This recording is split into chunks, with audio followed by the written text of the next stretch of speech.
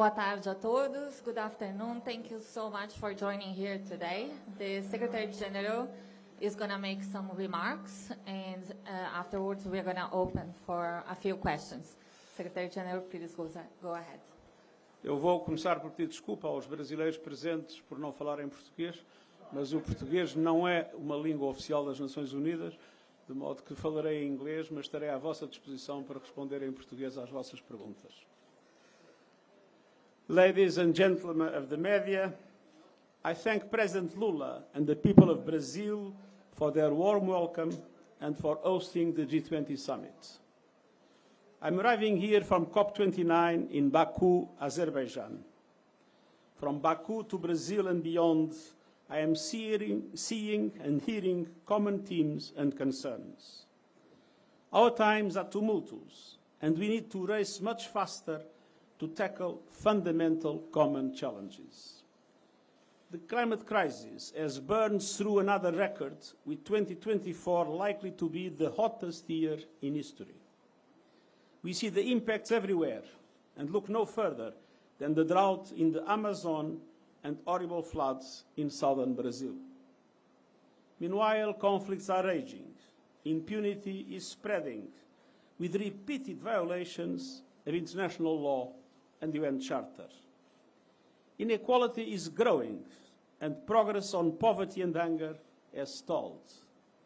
The Sustainable Development Goals are off track. New technologies have unprecedented potential for good and bad.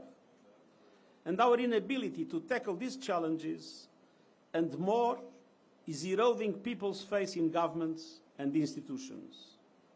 The threats we face today are interconnected and international.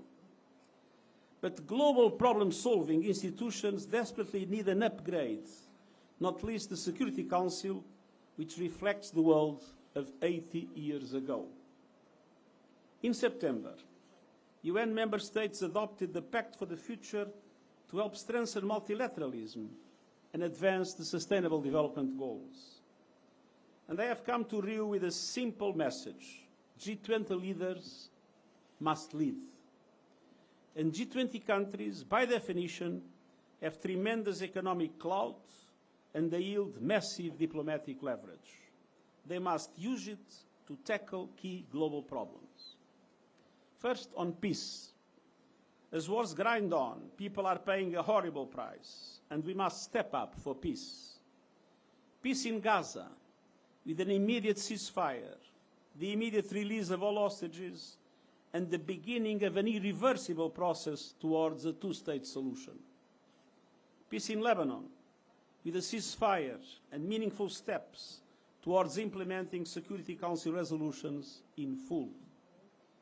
Peace in Ukraine, by following the UN Charter, UN resolutions, and international law. Peace in Sudan, by leaders leaning on the warring parties to end the horrific violence and desperate humanitarian crisis being unleashed on civilians. Everywhere, peace requires actions grounded in the values of the UN Charter, the rule of law, and the principles of sovereignty, political independence, and territorial integrity of states. Second, finance. Vulnerable countries face tremendous headwinds and obstacles that are not of their making. They aren't getting the level of support that they need from an international financial architecture that is outdated, ineffective, and unfair. The Pact for the Future calls for ambitious reforms to make the system more representative of today's global economy and the needs of developing and vulnerable countries.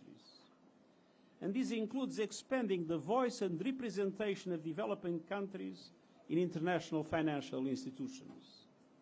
The Pact also calls for substantially increasing the lending capacity of multilateral development banks to make them bigger, bolder, and better. The global community is looking to the G20 to deliver on this. For effective action on debt relief and reviewing the debt architecture to enable countries to borrow with confidence.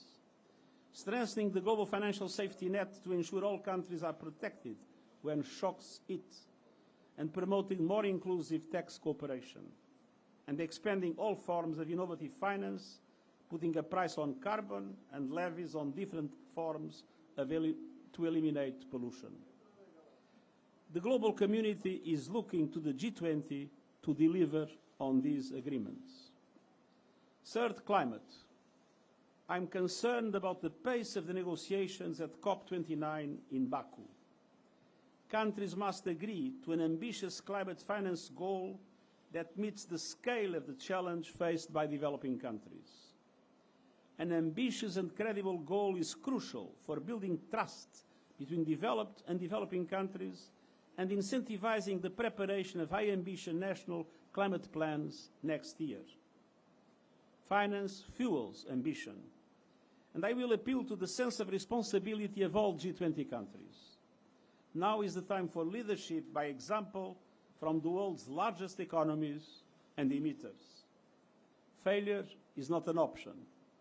A successful outcome of COP29 is still within reach, but it will require leadership and compromise, namely from the G20 countries.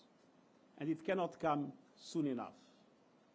Countries' current policies are pushing up to a disastrous 3.1 degree temperature rise by the end of the century. To avoid the very worst of future climate catastrophe, we must limit global temperature rise to 1.5 degrees Celsius. And so emissions must be cut by 9% a year by 2030. But yet, they are still rising. And the spotlight is naturally on the G20. They account for 80% of global emissions. They must lead with national climate plans that follow the guidance they agreed to last year. 1.5 degrees aligned, whole of the economy, and all greenhouse gases. The recent announcements from two G20 members, Brazil and the UK, represent an important start. The principle of common but differentiated responsibilities must be respected, but all G20 countries must make an extra effort. And developed countries must support emerging economies and developing countries with technology and finance. Developed countries must keep their promises to double adaptation finance, and we need significant contributions to the new loss and damage fund. As Brazil prepares to host next year's COP30, I'm working closely with President Lula on a global mobilization effort to secure the highest levels of ambition from all countries, and especially the G20. And I'm pleased we will discuss these issues in detail with G20 leaders on Tuesday. We must also fight the coordinated disinformation campaigns impeding global progress on climate change, ranging from outright denial to greenwashing to harassment of climate scientists. The Global Digital Compact, adopted at the UN Summit of the Future, includes the first universal agreement on artificial intelligence governance that brings every country to the table. It calls for an independent international scientific panel on AI and initiating a global dialogue on its governance within the United Nations. And it requests options for innovative voluntary financing for AI capacity building in developing countries within the next year. So, ladies and gentlemen of the media, many challenges, but also many possible solutions. The G20 must lead by example. This is fundamental to restoring trust, credibility and legitimacy of every government and our global system in these turbulent times. We need to seize every opportunity to lead transformative action for a safer, more peaceful and sustainable world. And I am at your disposal for a few questions. Thank you very much. Let's start with Global. Please, Diego is going to give you the microphone. Pode ser em português. Hello. Hi. Pode ser em português? But I'll do it in English, okay? Pode ser em português ou em inglês, todos entendem. Ok. Na língua que quiser. É um prazer estar aqui. Marina Araújo, da Globo.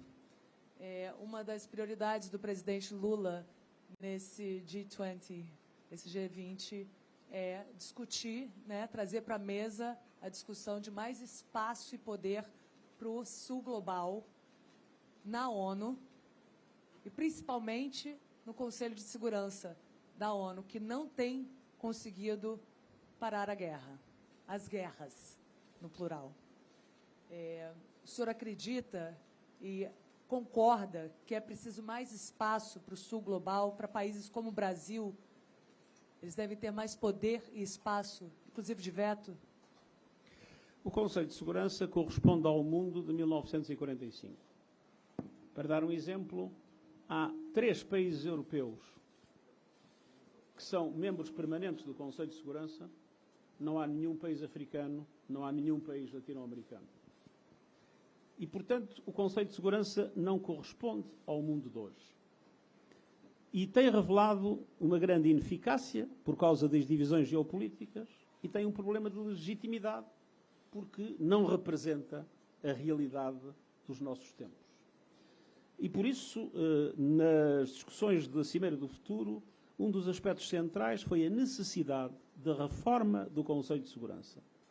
Um dos aspectos dessa reforma tem a ver com a adesão ao Conselho de Segurança de novos países, nomeadamente do Sul Global, permanentes ou não permanentes, e, ao mesmo tempo, com uma revisão dos métodos de trabalho do Conselho de Segurança para que ele possa ser mais eficaz.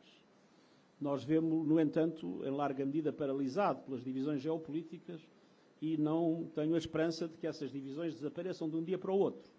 Mas a reforma do Conselho de Segurança é um pilar essencial das reformas que consideramos indispensáveis para que o mundo seja mais justo. O mesmo é verdade para o sistema de Bretton Woods, que foi criado a seguir à Primeira Guerra Mundial e corresponde à economia desse tempo. Hoje, economias emergentes têm um papel muito mais reduzido do que aquele que corresponde à sua realidade. E o mesmo é verdade para várias outras áreas do sistema daquilo que os ingleses chamam governance global. A palavra portuguesa eu nunca consegui saber exatamente se aplica ou não governança. Mas é evidente que a reforma do sistema multilateral é absolutamente indispensável para fazer face aos desafios do nosso tempo. E essa reforma tem que ser em nome da justiça, e em nome da justiça implica que a presença dos países do Sul seja muito maior em todas estas instituições. Eu gostava de acreditar nisso e tudo farei para que seja possível, embora a decisão seja dos Estados-membros. Thank you. James Bates from Al Jazeera, please. James Bates from Al Jazeera, Secretary-General. At all recent G20 events, you've been calling for reform of the international financial system and action on the global climate crisis. How are these things possible without US leadership? Because you know you are not going to get that from President Trump. And if I may add, you say the G20 must meet, you specifically mention Lebanon and Gaza. What do you want the G20 to do? Well, first of all, this time I come with G20 with a pact of the future that got approval in the Summit of the Future and with a Global Digital Compact that got an approval at the Summit of the Future, which means all countries in the world committed for the first time to seriously move in the direction of reform of the global governance system. Second, it is obvious that the US has a very important role, and namely in relation to climate. But it is also obvious that the US is a federal country and it's a market economy.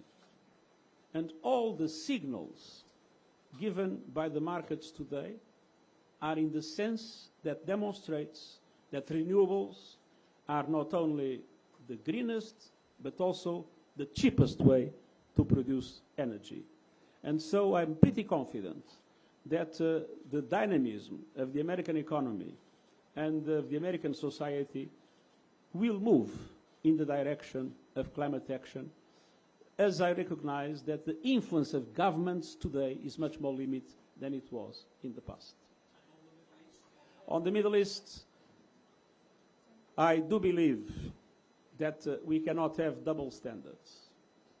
We need to apply the same principles everywhere.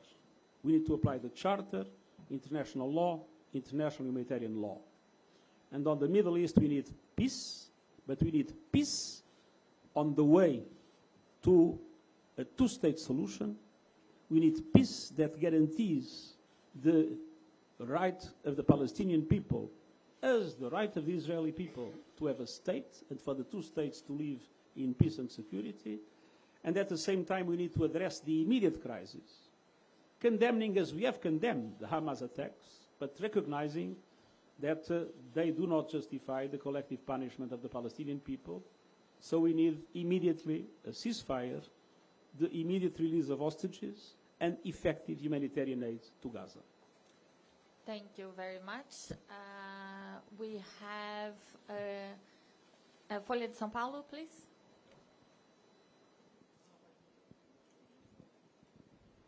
Boa tarde, secretário. Natália Garcia, da Folha de São Paulo. Eu queria saber qual é a sua avaliação sobre a oposição de um país do G20, no caso a Argentina, à Agenda 2030 da ONU, e a sua opinião de quais são os possíveis impactos desse tipo de oposição sobre o futuro do G20 e também sobre o multilateralismo, por favor. A Agenda 2030 é um instrumento que recebeu o consenso de todos os países do mundo e é o caminho claro para enfrentar as tremendas desigualdades e as tremendas injustiças que existem no mundo. E por isso eu faço apelo a todos os países, e nomeadamente agora que estão em curso as negociações do G20, faço um apelo a todos os países para que tenham um espírito de consenso, para que exibam bom senso e para que encontrem as possibilidades de transformar esta reunião do G20 num êxito, com decisões que sejam decisões relevantes para a ordem internacional. Se o G20 se divide, o G20 perde relevância a nível global e isso, do meu ponto de vista, é altamente indesejável num mundo que já tem tantas divisões geopolíticas. Thank you. AFP, please. En français, si vous voulez.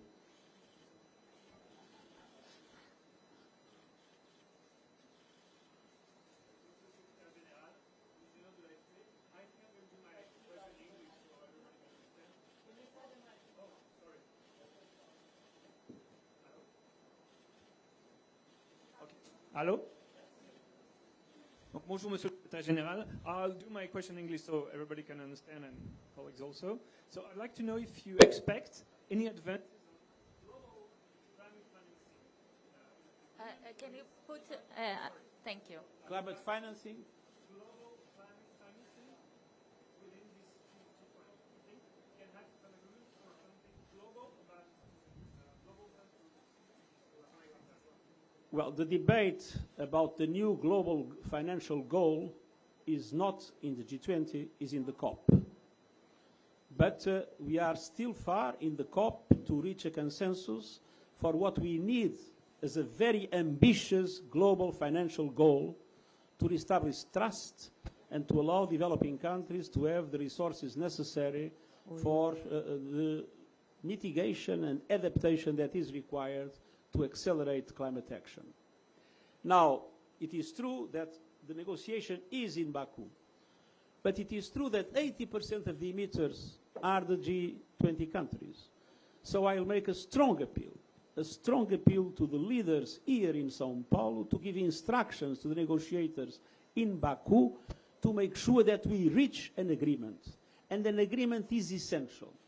If there is no agreement, if we have a failure in COP29, that will have inevitably negative consequences on the ambitions of member states to reduce emissions, to protect their populations, the capacity to protect their populations, and that will have also a very negative impact on COP30 in Brazil. So my appeal on G20 leaders is to give clear instructions to negotiators in Baku to reach an absolutely essential agreement on the new global financial goal in Baku until the end of the week. Thank you very much. We have RTP here. Diego? Here. Thank you. Boa tarde, Sr. Secretário. Boa tarde, Sr. Secretário-Geral.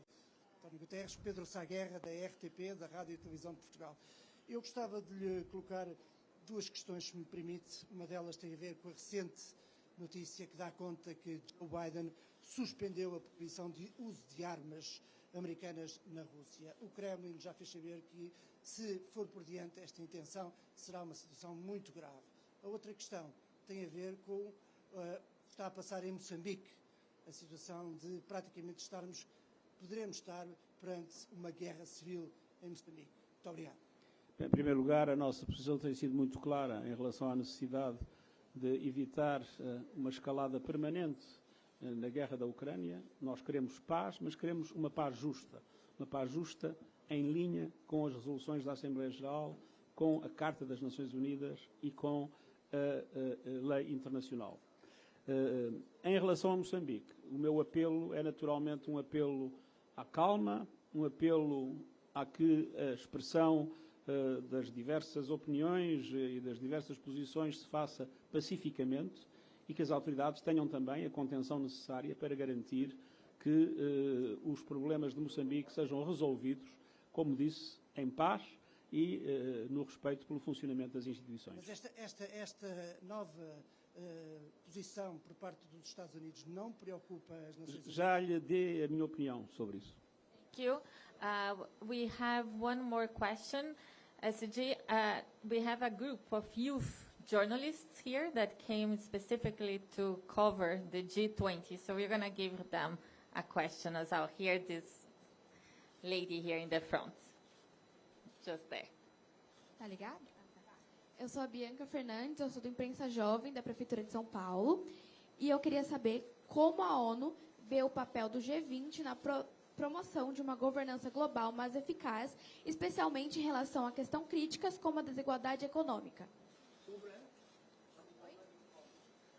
Se tomou atenção àquilo que eu disse, eu referi a necessidade de reformas da arquitetura financeira internacional para a tornar mais justa, mais eficaz e mais atenta às necessidades dos países do Sul, a necessidade de uma efetiva ação em matéria de dívida, com alívio da dívida dos países em circunstâncias mais difíceis e mecanismos eficazes para o conseguir, e um conjunto de medidas para que os países em desenvolvimento tenham uma voz e uma presença mais forte nas instituições financeiras internacionais e para que os bancos multilaterais de desenvolvimento vejam multiplicados os seus recursos para poderem apoiar muito melhor os países em desenvolvimento e fazê-lo tendo em conta não apenas o nível de desenvolvimento, mas também a vulnerabilidade.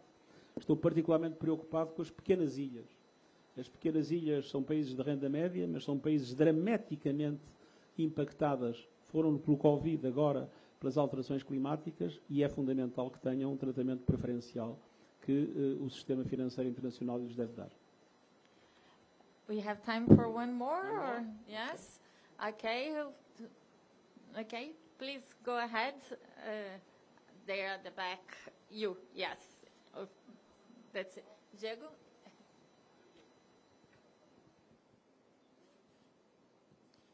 Good afternoon. James Landale from the BBC. Secretary-General, can you hear? What advice do you give to the world leaders arriving here for the G20? How should they respond to the arrival of Donald Trump? What should they be doing now to prepare and get ready for that moment? You call for leadership on those other issues, but how should they organize to prepare for something that could set all of those agendas in an entirely different context because of decisions that could be coming down the line? The most important is to recognize the importance of multilateralism and to strengthen multilateral institutions.